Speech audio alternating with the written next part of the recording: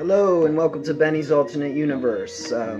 Very special episode today. I don't know how much I'm in love with this lighting. It's Connecticut, people. You know, I've been inside for the last 6 months and very pale. Still not really getting that wonderful spring weather that we've been hoping and praying for, but, you know, such is life. This is a very special episode because we made it to episode 25, and I'm very excited. Don't know how that happened. We just keep on making videos and throwing them up there for your enjoyment. So today I thought I'd do something a little special. I was going to talk about Van Halen a little bit, but I think I'll do that in the next episode if I get around to it. Or maybe I'll discover something new that I want to talk about. But today we're going to talk about one of my favorite books, probably my favorite book I've ever read, and that is the Book of Zen Guitar by Toshio or Toshio Sudo. Remember literacy? Remember reading, like, books, book length? No, I know a lot of people out there, a lot of you alternate universe folks are avid readers, I would assume. And a lot of you may be guitarists.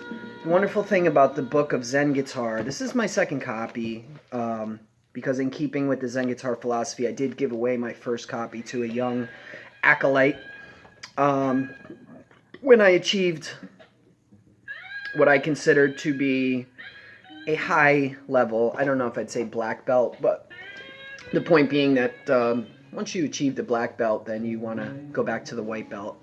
And always keep the beginner's mind. I'm not going to get into a big dissertation on Zen philosophy, but I will say that the Book of Zen Guitar is applicable to all aspects of life. Within, you're not going to find any scales, notes, and so forth, but what you are going to find is a lot of great wisdom on art, music, being an instrumentalist, and just trying to stay in the moment and create with a spirit of, with a pure heart, with a beginner's mind. I learned a lot of great little mantras from this book that I have used very extensively over the years in my journey of trying to become the best guitarist and musician that I can be. And I've learned to attack the corners, which you'll learn about in the Book of Zen Guitar. I learned a lot about tone. I learned about, playing with an ensemble and being humble. As far as, my playing, I'm sure some of my band members would disagree about the level of humility that I am presenting sometimes when I go to rip a solo or what have you, but that's also a part of it. My goal is to create the sound that I want to hear and that emanates from me and my heart. There's a lot of different things that I do.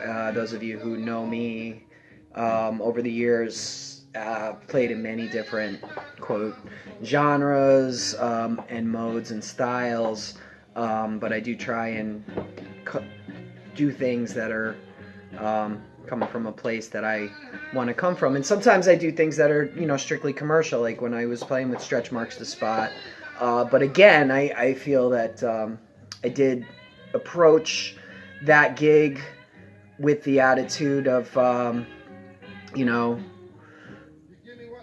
even though it was mainly to make money, at the same time, I was working in the musical realm and staying on my path of wanting to become a better musician, which I did. It was very challenging to learn many different covers and different styles by different songwriters who have different approaches, and just educate myself further.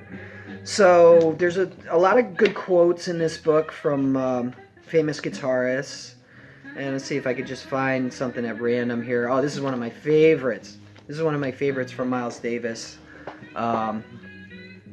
and it's I'm not going to actually read it verbatim, but it's an anecdote about he went to a gig, and one of his band members, they had a big spread of all kinds of, you know, steak and shrimp or whatever, nice, you know, deluxe gourmet food platter out for him. And he went up to Miles and he said, Miles, you know, don't you want to have something to eat? Look at this spread. And those who know, you know, Miles Davis had his ups and downs financially, and you know, it's musicians, there's a reason why we're called starving artists. Those of you who saw the Appendix 5 know my dad is an artist as well, and actually his father was also an artist, a painter. I prefer to work in the musical realm because I don't have as much patience as them. And I can't sit there for hours and hours working on a painting. But anyway, so Miles looked him in the eye, and, you know, he had that mean stare. And I can get that too if I just expose my bald head. It's so threatening. And he said to the guy, I ain't come here to eat. So I always keep that in my heart when I'm doing a gig. You know, stay focused, stay in the moment.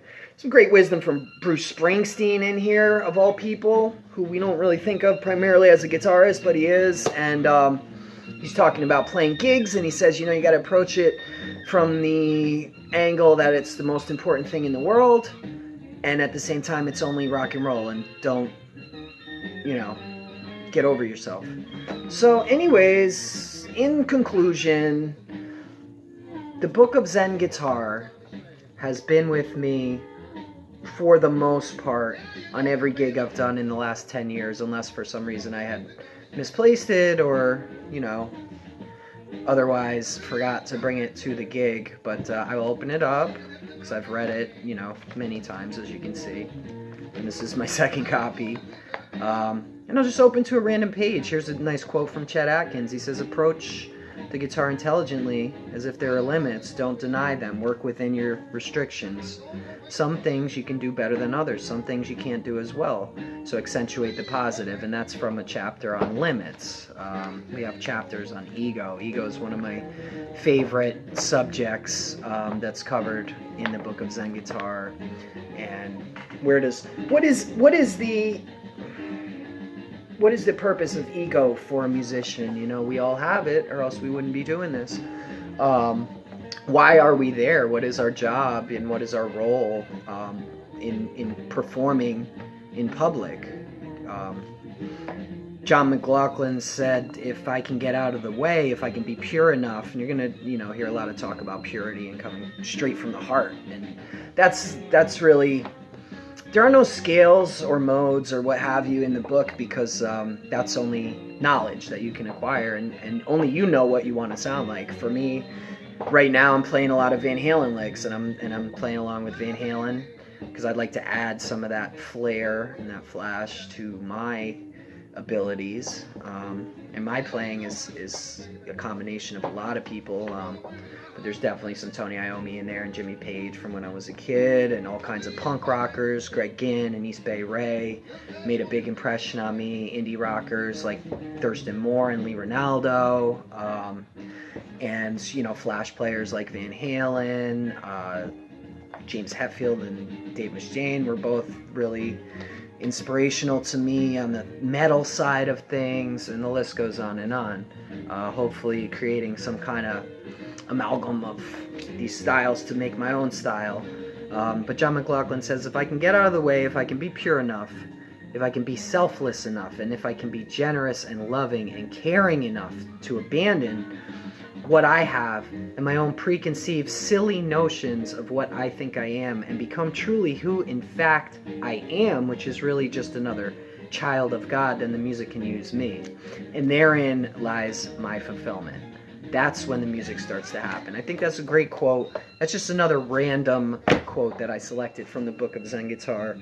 I know you can find this on Amazon, which is where I got this copy, I believe. Not sure if this is still in print or out of print, but I know they made a second edition that I haven't read. I don't know. This just really spoke to me. I had to find this edition again when I went back to the white belt and restarted my journey on the path of Zen guitar, from white to black, from black back to white, and back again. It's a never-ending cycle.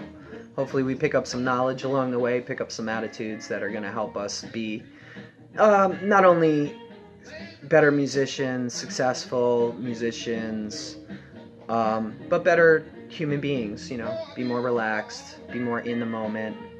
Blanket is clawing my leg right now at this moment. And just enjoy life.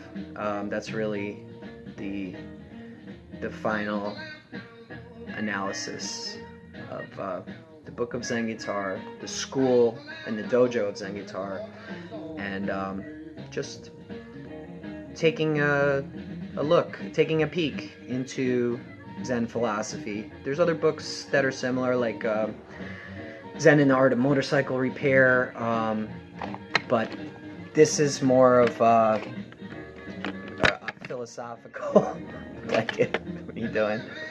Yeah, Blanket's back. I think he's gonna really be playing a big role in the future episodes. He's still a kitten and he's very rambunctious. Anyways, Book of Zen Guitar, Philip Toshio Sudo. Thank you so much for chilling with me over these last 25 episodes. And I look forward to presenting you with episode 50 one of these days. Have a wonderful day, and we'll talk to you real soon in Benny's alternate universe. Bye-bye.